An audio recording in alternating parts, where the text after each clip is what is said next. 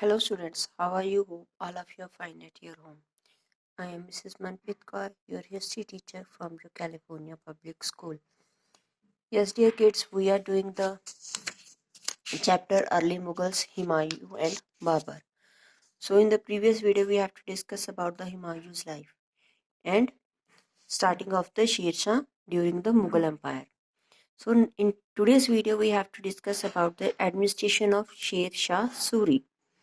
How is the administration of Sher Shah? Sher Shah was an excellent administrator who developed and implemented several great reforms. कहते जिसने administration में काफ़ी ज़्यादा reforms की थी. Firstly, we have to discuss about his central administration. Sher Shah continued the centralized rule of empire which was established during the region of Delhi Sultanate. कहते जिसने अपनी दिल्ली सल्तनत के दौरान अपने पीरियड को अपनी एडमिनिस्ट्रेशन को एक्सपेंड किया था. गवर्नमेंट को डिवाइड किया गया सेवरल डिपार्टमेंट्स में which looked after the different matters of the state. Different departments take care of the different matters. Each department headed by a minister who was assisted by the several officials. कहते उसका एक head होता था minister और उसके under कुछ officers होते थे. However, the department were kept under the strictly control and supervision of the Sher Shah Suri. But हर एक डिपार्टमेंट की स्ट्रिक्टली कंट्रोल था किसका? शेर शाह सूरी. मीन्स सभी डिपार्टमेंट्स का हेड कौन था? खुद own self Sher Shah Suri. So, for the sake of maintaining peace and preventions of immunity of the rebellion against his rule, Sher Shah introduced the system of transference of office between the departments of his government. कहते peace maintain करने के लिए और उसने क्या कि कोई किसी के खिलाफ ना हो इसके लिए उसने अपनी डिपार्टमेंट में ट्रांसफेरेंस मतलब ट्रांसफ़र हम कह सकते हैं एक ऑफिस से दूसरे ऑफिस में लोगों की हुई थी कि ताकि उसके डिपार्टमेंट की गवर्नमेंट अच्छे से चल सके. He regularly inspected his kingdom and establish highly integrated space system. तो उसने अपनी सारी किंगडम को देखा और अपने सिस्टम को अच्छा किया, सेंट्रल एडमिनिस्ट्रेशन को. So next is the provisional administration. For an effective administration, Sher Shah Suri divided his empire into 47 provinces or सरकार्स. कहते 47 प्रोविंसेस 47 पार्ट्स में उसने डिवाइड कर दिया गया. The provinces were headed by the स्कादरी उशकादराना. Each province was further divided into district. उसके बाद प्रोविंस स्टेट्स कहते हैं. स्टेट्स को आगे डिस्ट्रिक्ट्स में डिवाइड किया गया. कार्ड परगानास हेडेड बाय द शकादस who were answerable to the शकादरी इश शकादरन. उसको अपने जो भी आंसर वगैरह करने पड़ते थे, कोई भी डाउट क्लियर होता था तो उसकी क्लैरिफिटी उसे प्रोविजन के हेड को देनी पड़ती थी. Each district had several small villages. कहते हैं अब डिस्ट्रिक्ट में आगे विलेजेस हैं उनको डिवाइड कर दिया गया. वर प्लेस्ड अंडर द मुकदम. Officials were also expected to check the crimes in their territories. कहते ऑफिसर्स होते थे कि हमारे एरिया में किसी के साथ कोई क्राइम तो नहीं हो रहा. They have to check it. In case of a failure in the detection of the crime or the criminal, the officials were punished. अगर कोई फेलियर हो जाता है, कोई क्राइम हो जाता है, उन्हें नहीं पता चलता तो वो ऑफिसर को आंसरेबल देना पड़ता था और उसे और उसके खिलाफ अगर वो आंसर नहीं देता then they have to be gain the punishment. तो उसे पुनिशमेंट मिलती थी. Next is the military administration. Sher Shah Suri introduced many reforms in the military organization of his empire. अपनी empire की उसने military organization की. He established an enormous standing army which was disciplined, capable and strong. Standing army खड़ी की बनाई जो पूरी discipline थी, अच्छे से लड़ाई लड़ती थी और काफ़ी ज़्यादा strong थी. His army forces also included highly trained cavalry and infantry as well as equipped army. मतलब उसके पास वेपन्स टूल्स वगैरह बहुत ज़्यादा थे और उसने अपनी आर्मी को पूरी तरह से ट्रेन किया हुआ था. He personally oversaw the appointment and the training of the soldiers. Personally वो अपॉइंटमेंट सोल्जर्स की और उनकी ट्रेनिंग की वो खुद देख रेख करता था. The army was divided into several units headed by the commander. Army भी आगे यूनिट्स में डिवाइड थी और उनका हेड कौन होता था? एक एक commander. He continued the practice of maintaining the respective role of the soldiers and the branding of the horses introduce by Alauddin Khilji. कहते अलाउद्दीन खिलजी ने जो इंट्रोड्यूस किया था सोल्जर्स के बारे में, सोल्जर्स की देख रेख करना, हॉर्सेस के बारे में, हॉर्सेस के ऊपर राइडिंग करना, वो सब कुछ उसने अलाउद्दीन खिलजी से सीखा था। Next is transportation and communication. To encourage trade and commerce excellent roads were built. कहते ट्रेड और कमर्स के लिए उसने रोड्स को बिल्ड किया। कंस्ट्रक्टेड द लॉन्गेस्ट रोड, सबसे बड़ी लॉन्गेस्ट रोड उसने कंस्ट्रक्ट की, grand trunk road which connected Sonargaon in the present day Bangladesh to Peshawar in the present day Pakistan, जो बांग्लादेश से पाकिस्तान की तरफ कनेक्ट करती है।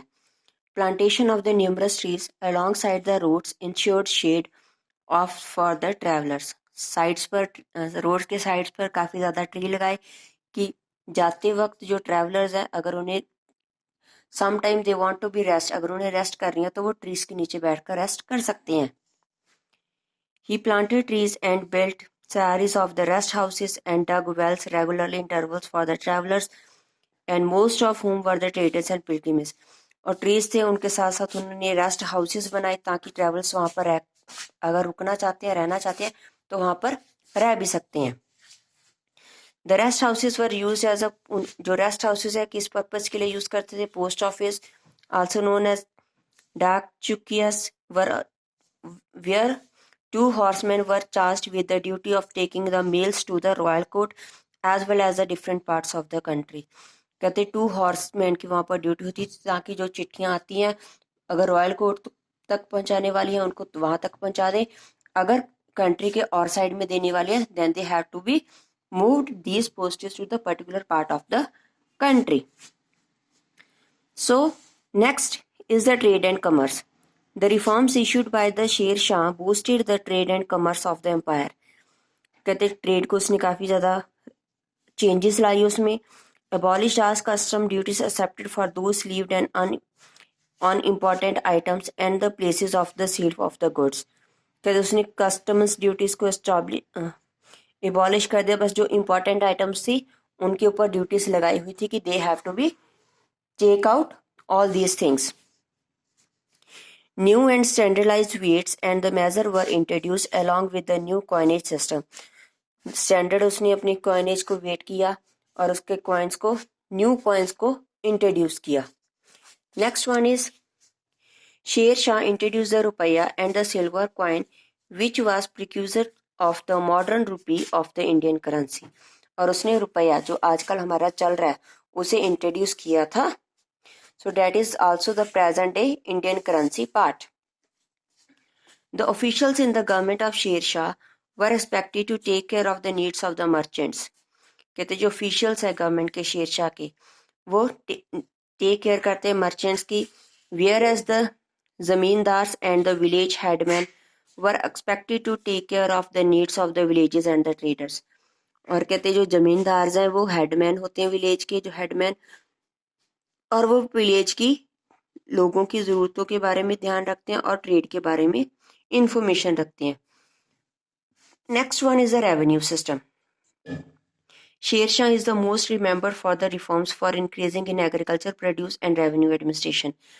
कहते काफ़ी ज़्यादा रिमेंबर उसने चीज़ों को रिफॉर्म किया गया, तब्दीली लाई गई ताकि जो एग्रीकल्चर की प्रोडक्शन है वो भी इंक्रीज़ हो और रेवेन्यू भी इंक्रीज़ हो। Land was assessed regularly for the measurement and the fertility. कहते उसकी फर्टिलिटी प्रॉपर वे से चेक की जाती थी। लैंड को डिवाइड किया गया 3 टाइप्स में, fertility, good, middling and bad. Fertility के बेस पर कि कौन सी सॉइल गुड है, कौन सी मीडियम साइज है और कौन सी उससे ज़्यादा वर्स है। Revenue was fixed 1/4 and 1/3 of the total produce payable in cash और अकाउंट। कहते रेवेन्यू उन्होंने फिक्स किया गया था, अगर फसल 80 है तो 1/4, अगर कम हुए तो 1/3 पार्ट उन्होंने देना है। कैश में भी कर सकते हैं और फसल भी दे सकते हैं। Official such as the patwari, कुएंगा, वदम, शिकादर were responsible for the collection of land revenue. These persons responsibility to collect the land revenue from their area. Officials were asked to be strict at the time of assessment and lenient at the time of collection। कहते strict थे कि जब उन्होंने लोगों को कहना है कि आपने पक्के तौर से करना, बट लिटिल बिट लीनियट भी थे, अगर किसी से नहीं दे जाती then they give him the time to pay the revenue. Loans given होते थे अगर क्रॉप फेलियर हो जाती है, नेचुरल क्लाइमेटी आ जाती है या डैमेज हो जाती है मिलिट्री एक्टिविटीज के कारण, देन जो गवर्नमेंट थी शेर शाह की, they also provide the loans to the particular farmers. The system of patta and Kublati were introduced. Pata involved sign of the title deed and Kublati meant agreement papers. कहते system था introduce किया गया, पता होता था singing of the title deed, singing signing करता होता था टाइटल डीड को, और कुलबतिया मेंट एग्रीमेंट पेपर्स के ऊपर बनानी होती थी. Next is the re establishment of Mughal empire. Sher Shah take the Mughal throne from the Humayun. उसने हुमायूं से थ्रोन ले लिया था दिल्ली सल्तनत का. Now again Humayun have the power and they have to attack on the Sher Shah and defeat him. The death of Sher Shah greatly weakened the Afghan empire. Humayun saw this as a perfect opportunity to regain his lost kingdom. Sher Shah की death होगी और जो Afghan empire था वो week हो गया, तो हुमायूं ने उसी चीज़ का बेनिफिट उठाया, क्यों ना मैं अपने राज को फिर से वापस कर ले लूँ. Humayun thus gathered a vast army and attempted recapture throne in Delhi. उसने फिर अपने vast army के साथ आया and they fight with the Afghan army and again he recaptured the throne of the Delhi. उसने दिल्ली के throne को फिर से हासिल किया. Humayun conquered Agra, Delhi and established himself as the emperor of India. उसने आगरा और दिल्ली को conquer किया और अपने आप को emperor इंडिया का डिक्लेयर कर दिया. Before he could consolidate his position, but अपनी पोजीशन बनाने के लिए अपनी पोजीशन बना नहीं पाया, तो उससे पहले he died after failing from the stairs in his library. अपनी लाइब्रेरी की स्टेयर से गिरने के कारण ही डाइड इन 1556. 1556 सी में उसकी डेथ होगी. So hope all of you have watched the video carefully and do the assignment related to this video. So take care. Bye bye.